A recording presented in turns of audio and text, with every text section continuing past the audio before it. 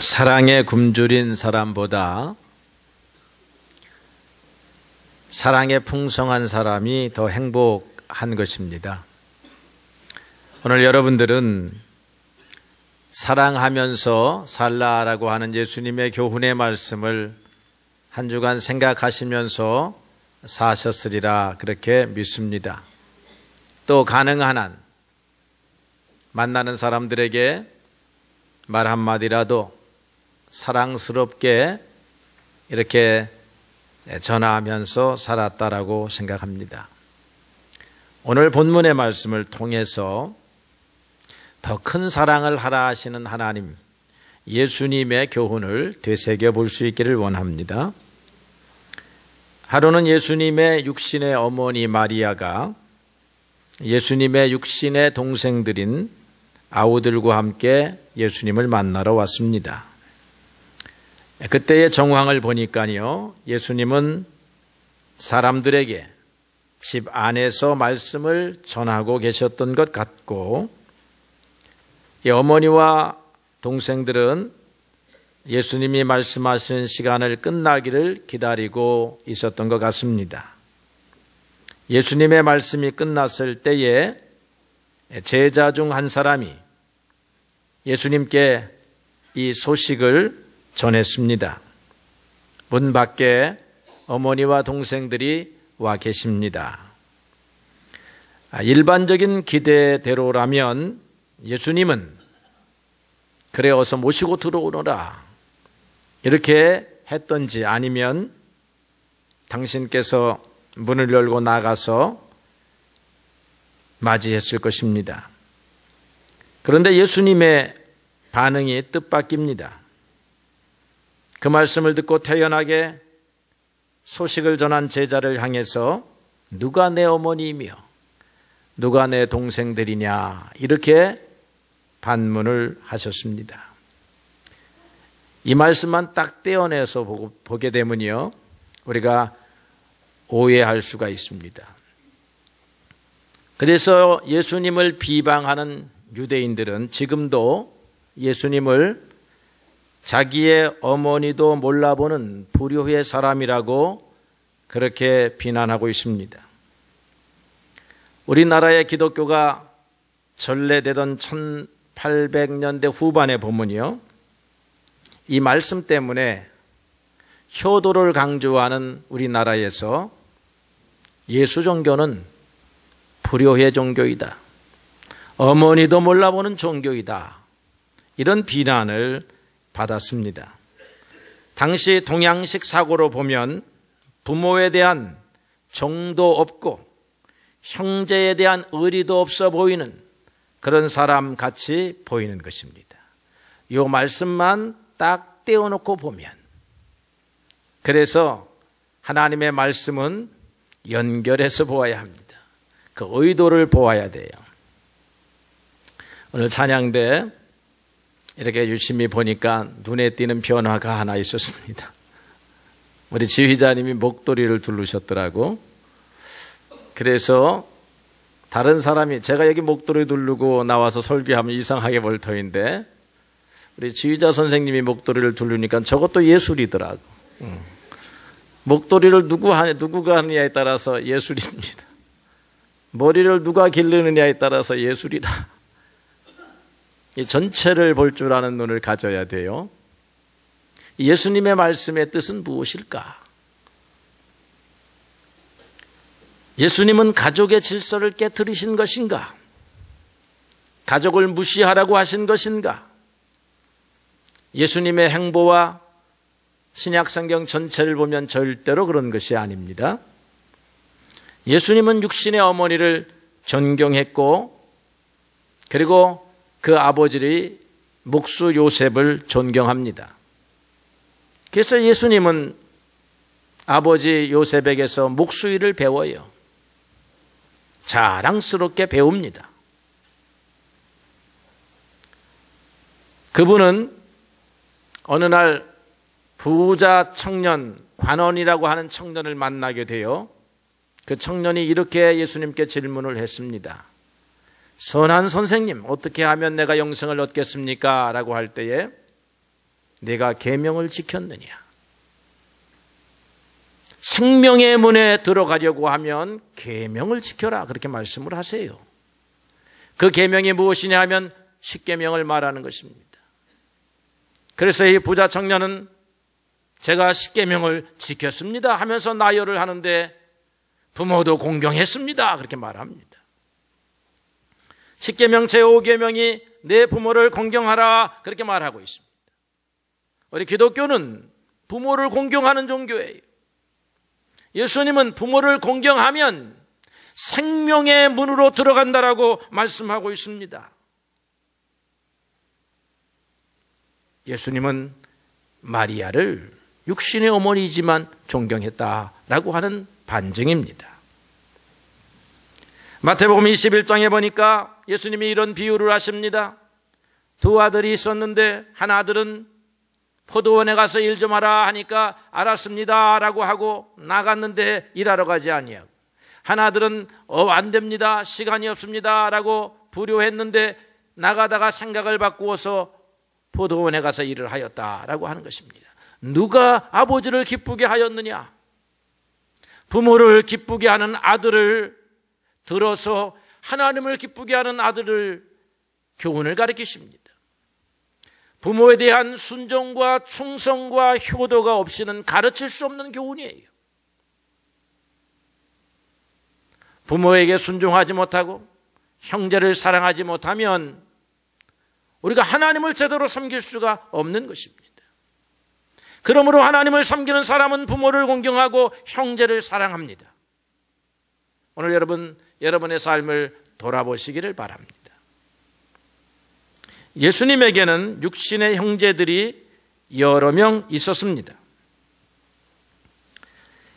마태복음 13장에 보니까 예수님에게는 4명의 남자 형제가 있어요. 마리아하고 요셉하고 결혼 생활에서 나온 형제들이죠. 야고보, 요셉, 시몬, 유다, 그 다음에 누이들, 이렇게 표현을 하는데 여자 형제들도 있었습니다.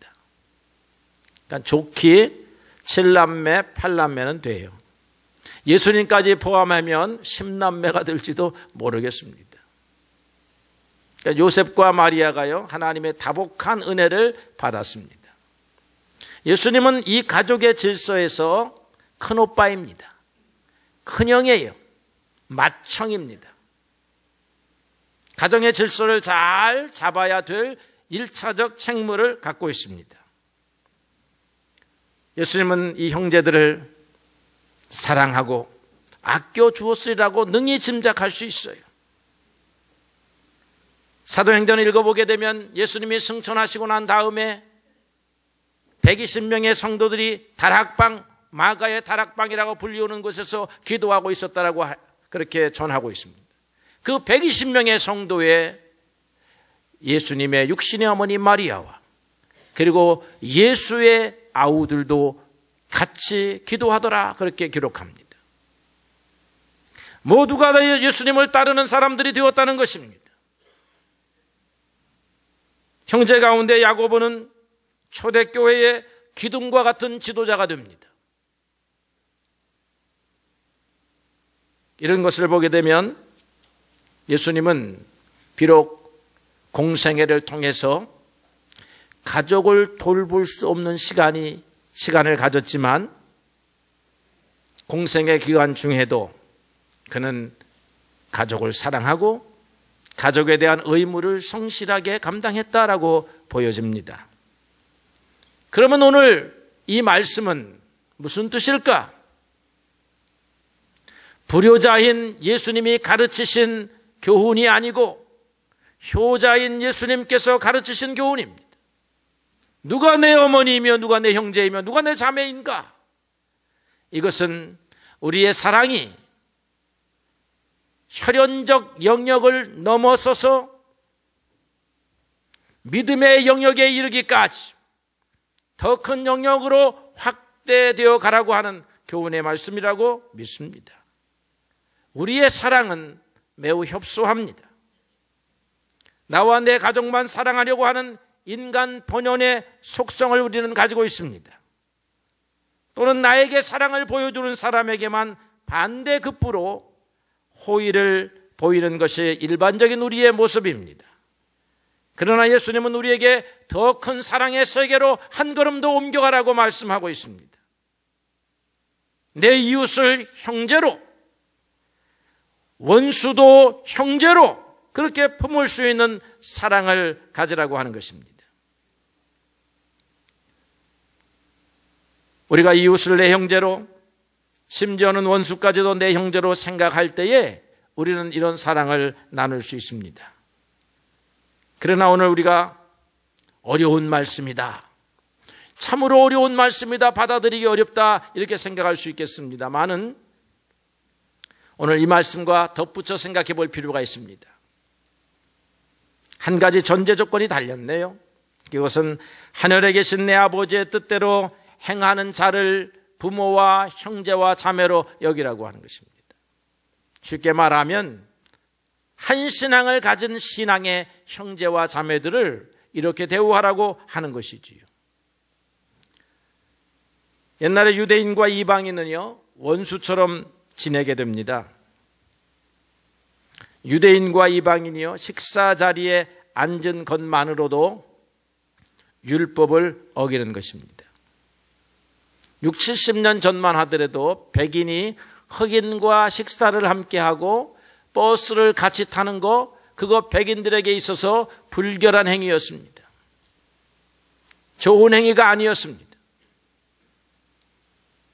2000년 전에 유대인과 사마리아인, 유대인과 이방인은 서로 쳐다도 보지도 않는 사이입니다. 그런데 이 복음이 예수님 이후에 이방인에게까지 전달되어 갑니다. 사도들이요, 이방인들과 함께 악수해야 되고 포옹해야 되고 말씀 전해야 되고 말씀이 끝나고 하면 밥을 같이 먹어야 하는 상황이 왔습니다. 그런데 어느 날 베드로가 복음을 잘 전하고 이방인들이 하나님의 은혜를 받고 예수님에게로 돌아오고 잔치가 벌어졌는데 일단의 유대인들이 찾아오니까 아이고, 이거 이방인하고 식사하는 거 저 사람들한테 걸리면 또 구설수에 오르겠구나라고 생각하고 뒤로 이렇게 문틈으로 뺑소니쳐 도망가는 모습을 갈라디아서에서 볼 수 있어요. 이방인의 사도라고 하는 바울이 왜 그렇게 외식하느냐, 앞과 뒤가 다른 행동을 하느냐, 우리가 주님께 받은 복음이 그런 것이 아닌데 유대인을 두려워하느냐고 책망하는 모습을 볼 수 있지요. 주인과 종은 어떻습니까? 원수 관계는 아니라 할지라도 상하 관계가 분명했지요. 주인은 심지어 종을 죽여도 처벌을 받지 아니하던 때입니다.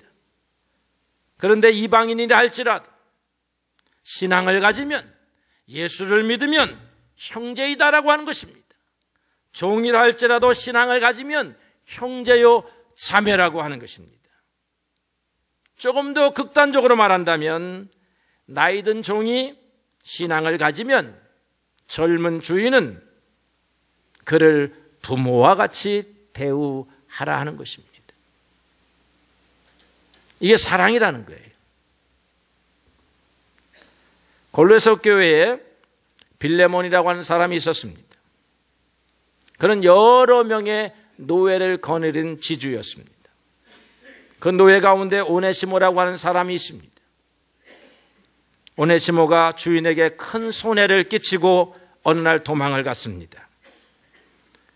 아마 우리와 같은 성정을 가진 빌레몬이기 때문에 이 속에서 분이 풀어지지 않았을 것입니다.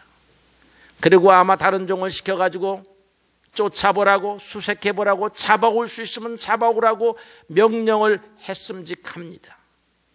밥을 먹다가도 재산상의 손해를 생각하면 이 오네시모 이놈, 이 생각이 납니다. 같은 골로새 교회의 성도들도 같이 오네시모 이놈 하는 그런 때에 어느 날 바울의 편지를 들고 오네시모가 나타났습니다. 너 참 잘 만났다. 저놈 오라를 묶어가지고 내 앞에 무릎을 꿇려라 라고 함직한 그때에 오네시모가 편지를 한 장 전달하는데 편지를 펼쳐보니 바울이 친필로 썼습니다. 그게 빌레몬서인데 빌레몬서의 요약이 무엇이냐면 빌레몬이여, 당신의 종 오네시모, 당신의 노예 오네시모를 형제와 같이 여겨주시오. 이 사람이 예수 안에 들어왔으니 형제와 같이 여겨주시고 저를 용서하고, 재산상에 용서하지 못하겠다고 하면 내가 대신 갚을 것이니 저를 용서해서 다시 나에게 보내어 내 통역자가 되게 해주시오라고 편지를 씁니다. 이 분노와 화를 어떻게 다스렸는지 여러분 짐작해야 되지 않겠어요? 예수 믿었다고 하는 것 때문에 빌레몬이 그 청을 받아들여요. 그 분노를 가라앉힙니다. 그리고 오네시모는 훌륭한 복음의 일꾼이 되었습니다.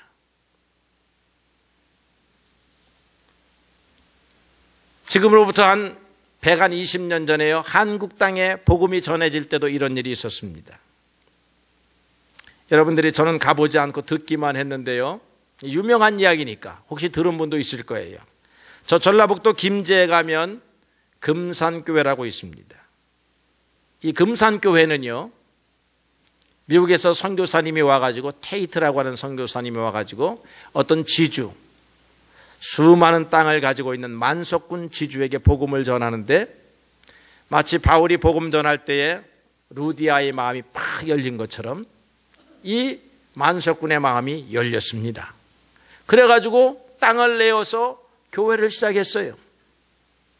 역사가 한 지금 130년쯤 되는 교회입니다. 그래서 지방문화재까지 되었는데요, 그렇게 해서 이 만석군이 교회를 지어서 주변 사람을 모으니까 수하에 있는 사람들이 모여서 예배당을 시작하지 않겠습니까? 교회가 성장해 갑니다. 그런데 테이트 선교사가 말합니다. 저 평양에 신학교가 섰으니 이 중에서 신학을 좀 공부시켜가지고 다음 세대 한국인이 직접 목사가 될 수 있도록 하시오. 그렇게 조덕삼 장로라고 하는 분에게 간청을 하니까 이렇게 둘러보니 머슴 청년 하나가 똘망똘망합니다. 6살 때에 부모를 잃고 유랑생활, 떠돌이 생활하다가 이 부잣집 조덕삼 장로 앞에 눈에 띄어가지고 그 집에서 머슴살이 하면서 밥을 얻어먹고 있는데 교회당이 시작되니까 그 교회당에서 같이 예배를 드리는 청년이에요. 그 청년을 불렀습니다. 야, 너 예수님의 말씀을 좀 제대로 공부해보고 싶지 않냐? 어르신, 그런 기회만 주면 공부하겠습니다. 그렇게 해서 공부하러 간다는 것입니다. 3년 후에 그가 목사 안수를 받았어요. 받고 나니까 그 사람을 청빙해서 담임 목사로 세우자라고 이 장로가 말합니다. 그래서 이 머슴된 청년을 데리고 와서 담임 목사로, 조선인 제2대 목사, 1대 목사죠. 역사로 말하면 제2대 목사입니다. 테이트 선교사라고 하는 사람이 1대, 이 사람이 2대. 그런데 이 장로가 머슴을 주워다가 길러서 먹이고 입혀서 교육시켜서 담임 목사가 되었으니, 우리 그리스도의 교회는 담임 목사나 성도나 형제다 이렇게 하지만 이 장로교회는요, 담임 목사는 장로보다 높게 여깁니다. 더 존중히 여겨요. 그러니까 머슴 청년에게 항상 존경해서 담임 목사로 잘 섬겼다는 것입니다. 이 관계가 3대, 4대까지 이루어져 있다는 거예요. 그래서 이 머슴 목사의 후손들도 잘 되었고, 이 장로님의 후손들도 잘 되어가지고 지금도 교류를 한다는데, 이게 복음의 정신이다 이 말이에요. 그리스도의 교훈은요, 아무것도 아닌 것 같아도 사람의 근본적인 정신을 변화시키는 놀라운 혁명적 사상을 품고 있습니다. 주인과 종, 아무것도 모르는 종과 같은 노인들을 부모와 같이. 제가 이렇게 이제 동성 아파트에서 교회로 이렇게 올라오다 보면요, 이렇게 아침마다 채소를 내려놓고 파는 그 아주머니가 있어요. 그 길을 건너면 붕어빵을 붙이는 그런 아주머니도 있습니다. 너나 이렇게 오는데 우리 어머니의 얼굴이 보이더라고. 옛날에 우리 어머니가 저렇게 고생을 하면서 사람들에게 채소를 팔던 그런 채소밭에 가서 일하던 우리 어머니 모습, 풀빵을 붙여가지고 팔던 그런 어머니의 모습이 그들을 통해서도 이렇게 보이는 것입니다. 이게 또 예수님이 주시는 마음이죠. 우리가 예수 안 믿어도 그렇게 대우해야 되겠지만 예수 믿고 한 식구가 된 여기에 있는 우리 어르신들을, 젊은이들은 부모로, 나이 든 이들은 형님으로, 누님으로 이렇게 생각하고 살아야 하는 것입니다. 예수님께서 이 일을 먼저 보여주셨지요. 그분은 하나님의 아들로 이 땅에 오셔서 우리 인간들을 섬기기 위해서 무릎을 꿇으시고 십자가를 지셨습니다. 노예와 같은 우리들 아닙니까? 피조물인 우리들 아닙니까? 천국에는요, 사자와 어린 양이 뛰놀며 그렇게 기록했어요. 찬양도 그런 말이 있죠. 사자가요, 어린 양을 친구로 삼는다는 것은 이 땅에서 불가능합니다. 하나님이 우리를 친구로, 아들로 삼는다고 하는 것은 불가능한 일이에요. 하나님이 낮추시고 사랑을 열기 전에는 불가능한 일입니다. 그런데 우리는 사랑을 열 만한 대상이 아니에요. 우리는 하나님이 우리 앞에서 낮춰져야 할 그럴 만한 대상이 아닙니다. 그런데 예수님이 그렇게 하셨습니다. 그러면서 오늘 우리에게 말씀하고 있는 거예요. 하나님의 뜻대로 행하는 자들은 어머니와 같이, 아버지와 같이, 형제와 같이, 자매와 같이 여기라고 하는 것입니다.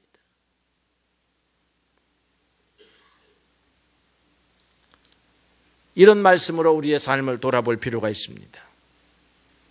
결론적으로 말하면 신앙 안에서 어른들을 내 부모와 같이, 젊은이들을 내 형제 자매와 같이 대우해야 합니다. 사도 바울이 교회의 감독 역할을 하는 디모데에게 이와 같이 편지를 썼습니다. 디모데전서 5장 1절로 2절에 보니까 늙은이들을 꾸짖지 말고 아버지에게 하듯 하라. 젊은이들에게는 형제에게 하듯 하고 늙은 여자들에게는 어머니에게 하듯 하며 젊은 여자에게는 온전히 깨끗함으로 자매에게 하듯 하라. 여기 말씀이 재미있습니다. 교회의 목사인 디모데인데 연소함 때문에 업신여김도 받았지만, 업신여김은 지식이 많고 권세가 많고 돈이 많은 사람한테 업신여김을 받았지만, 좀 아무것도 없고 배운 것이 없는 노인들은요, 꾸짖을 수 있는 위치라는 것입니다.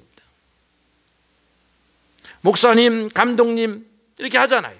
그런데 바울이 디모데에게 늙은이들 꾸짖지 말아라. 꾸짖을 만한 일을 해도 꾸짖지 말아라. 볼품이 없어도 꾸짖지 말아라. 무지렁이와 같아도 업신여기지 말아라. 내 아버지와 같이 여겨라. 내 어머니와 같이 여기라. 이렇게 말씀하고 있어요.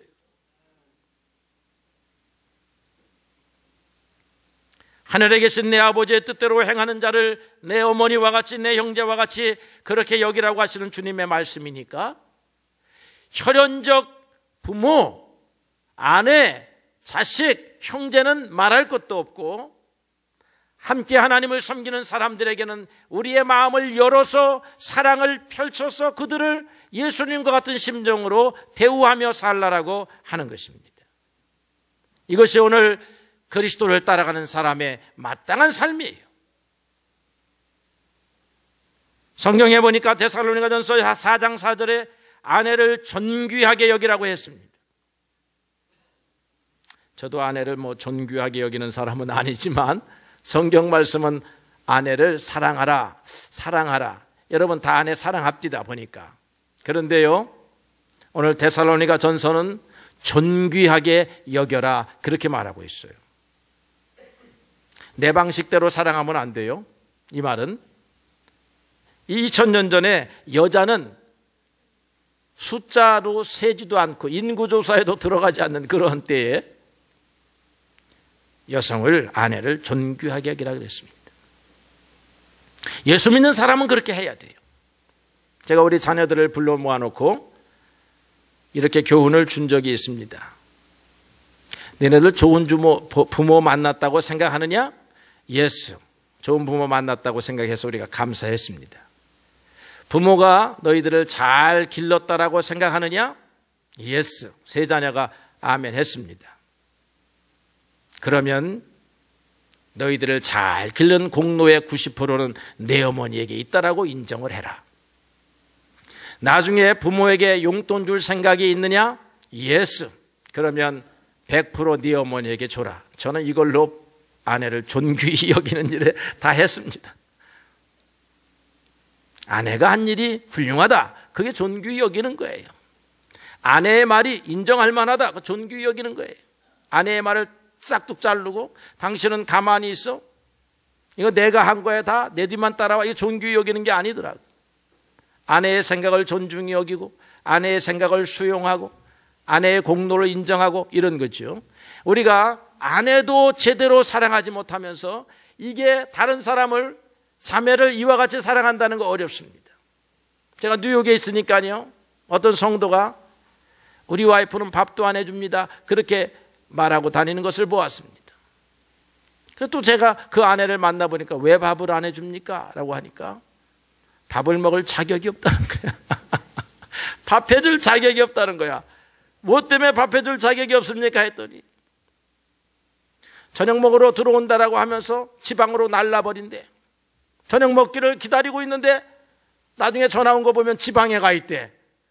왜 지방에 갔어요? 라고 하면 급해서 갔대. 이 얘기도 안 해주고 간다는 거야. 또 어쩌다 밥을 해주면 왜 이렇게 맛이 없느냐고 한대. 감사해 준 적이 없다는 거야. 이게 하루 이틀이 아니고 계속되다 보니까 나는 이제 밥을 안 한다. 당신을 위한 밥을 안 한다. 이랬다는 거지. 이 앞뒤를 다 들어봐야 돼요.